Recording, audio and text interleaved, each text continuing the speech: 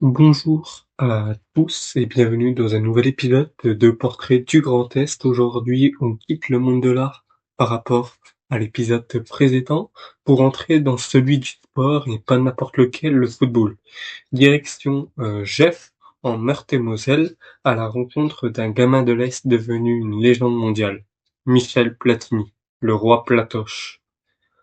Michel Platini, il est né donc en 1955 dans une famille italienne installée à Gef, en une petite ville ouvrière de Lorraine. Son père Aldo est déjà entraîneur de foot et très tôt, Michel montre un talent naturel pour le ballon. En 1972, il rejoint l'AS Nancy-Lorraine où il se fait remarquer par son élégance, sa technique et surtout ses coups francs millimétrés. À Nancy, Platini devient une star locale. Il emmène le club à la victoire en Coupe de France en 1978, marquant le but décisif en finale et c'est le début d'une ascension fulgurante. En 1979, il signe donc à Saint-Étienne, le grand club français de l'époque, là où encore il brille pour sa vision du jeu et son intelligence tactique. Mais c'est surtout avec l'équipe de France que Platini va écrire sa légende. Numéro 10 et capitaine, il incarne la classe et la créativité à la française.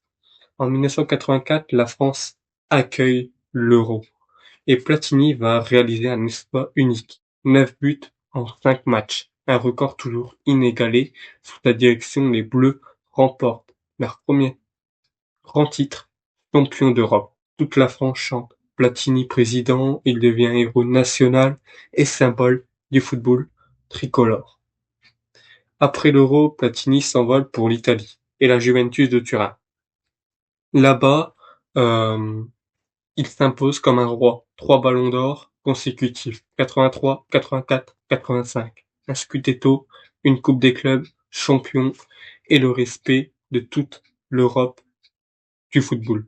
Son style élégant, précis et toujours décisif. Il incarne le jeu intelligent, l'art du geste juste.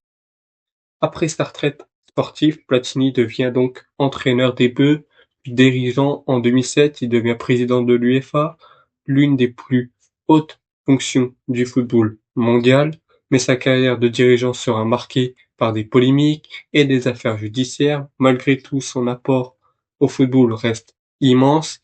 Il milite pour un sport plus humain, plus technique, plus proche des supporters. Michel Platini, c'est une légende du football français. C'est un joueur qui a inspiré des générations entières. De Zidane à Mbappé, son nom reste associé aussi à la beauté du jeu, à l'élégance et à la passion du ballon rond.